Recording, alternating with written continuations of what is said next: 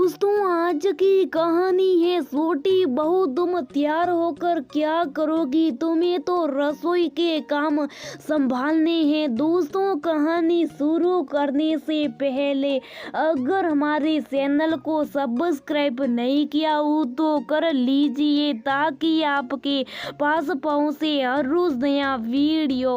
अरे पवन, सीमा को आवाज लगा, जल्दी से नीचे आए। और कितना टाइम लगेगा उसको तैयार होने में? पंडित जी बार बार बोल रही, हवन का मुहूर्त शुरू होने वाला है। तुम दोनों मियाँ बीवी आकर अपना आसन ग्रहण करो ताकि मुहूर्त के तो समय पर पूजा शुरू हो सके।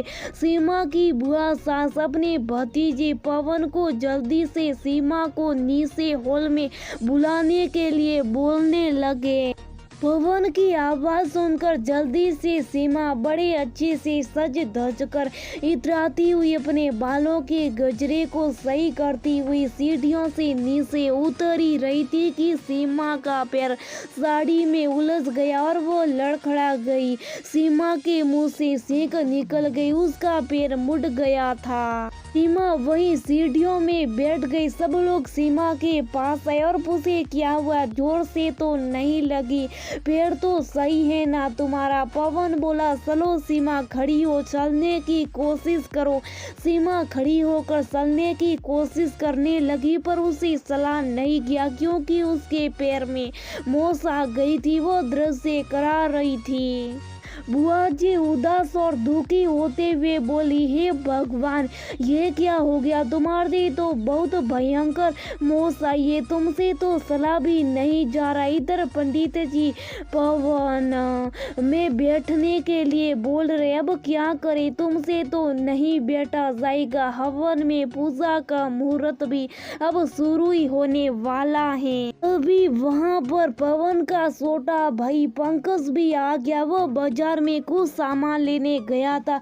उसको देखती ही बुआ जी बोली, अरे पंकज, जा तू तैयार हो जल्दी से, अब हवन में तुझे और तेरी बीवी को ही बैठना पड़ेगा। तेरी भाभी के तो मौस आ गई पैर में, उससे तो वह सीढ़ियां भी नीचे नहीं उतरी जाएगी। जा जल्दी से तैयार हो जा। मैं तेरी बीवी रिया को बोलती हूँ, रसोई का सारा काम छोड़ दे और जल्दी से थोड़ा अच्छे से तैयार होकर आए और हवन में बैठे। ऐसा बोलकर बुआ जी जल्दी से रसोई घर की तरफ गई जहाँ इस घर की छोटी बहू रिया पूजा के लिए प्रसाद बनाने की तैयारी कर रही थी। बुआ जी रिया के पास गई और बोली, अरे छोटी बहू, ये प्रसाद बनाना तो छोड़, को मैं संभाल लूंगी, तू तो जा जल्दी से थोड़ा तैयार होकर आ जा, कोई बढ़िया सी साड़ी पहन ले। रिया बीच में बोली, क्यों बुआ जी? सुबह तो जब मैं अच्छी साड़ी पहन रही तो आपने बोला था। अरे तुझे इतना तैयार होने की क्या जरूरत है?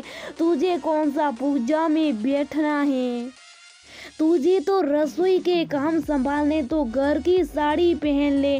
तो मैंने वो पहन ली। अभी रसोई के काम पूरे नहीं हुए, मैं अभी चेंज नहीं करूंगी। रसोई के काम करने के बाद तैयार हो जाऊंगी। बुआ जी रिया को थोड़ा आंख दिखाते हुए बोली, अरे मुझे कोई शौक नहीं है तेरे मुंह लगने का।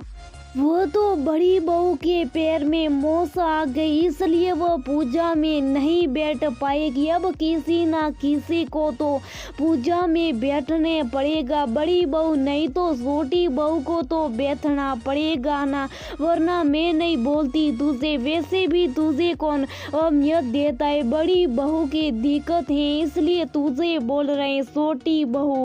बुआ जी की ऐसी बात सुनकर आज रिया का 10 साल से दबा हुआ गुस्सा बाहर आ गया। रिया भी तुनक कर बोली, अरे बुआ जी, मैं इस परिवार की छोटी बहू थोड़ी हूँ, मैं तो इस परिवार की रफ कॉपी जैसी हूँ। इस परिवार की तो बस एक ही बहू है, बड़ी बहू, जो बहुत पैसे वाले परिवार से हैं। आपकी बड़ी बहू के परिवार वालों ने तो जेठ जी को बिजनेस करा कर दिया है, उस बिजनेस से तो हमारा परिवार चला। मेरे पति भी इतने सक्षम नहीं हुए कि वो अपना अलग के कुछ करे। जेठ जी के साथ वो भी उस बिजनेस को संभाले जिसमें उन्हें आधे मालिक का दर्जा कम और नौकर होने का एहसास ज्यादा कराया जाता है।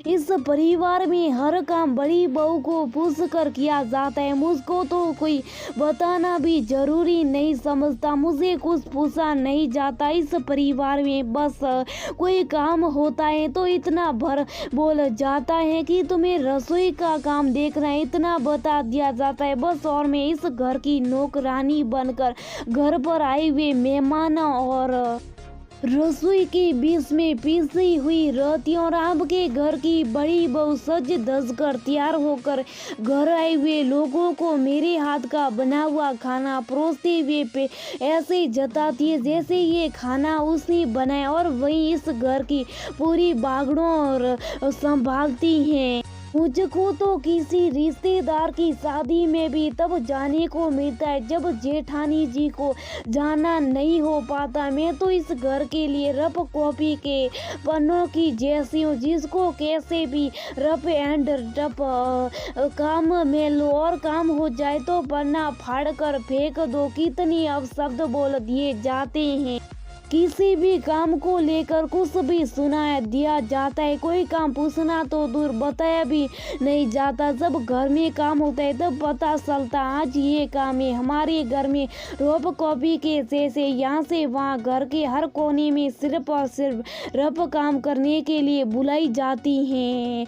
काम होते ही मुझको वापस रसोई में जाने के लिए बोल दिया जाता है। मेरी जाति आपकी वापस महत्वपूर्ण बातें शुरू हो जाती है। जैसे रफ कॉपी में कोई अपनी महत्वपूर्ण बात नहीं लिखवा, वैसी मेरे सामने भी तो आप लोग कोई घर की जरूरी बात नहीं करते। पंकज रिया को पूजा में बैठने के लिए बुलाने आया था, उसने भी रिया की सारी बातें सुन ली थी। पंकज भी अंदर ही अंदर घुट रहा था, उसका हाल भी तो बिल्कुल रिया के जैसे था। बिजनेस में उसको नौकरी समझा जाता था।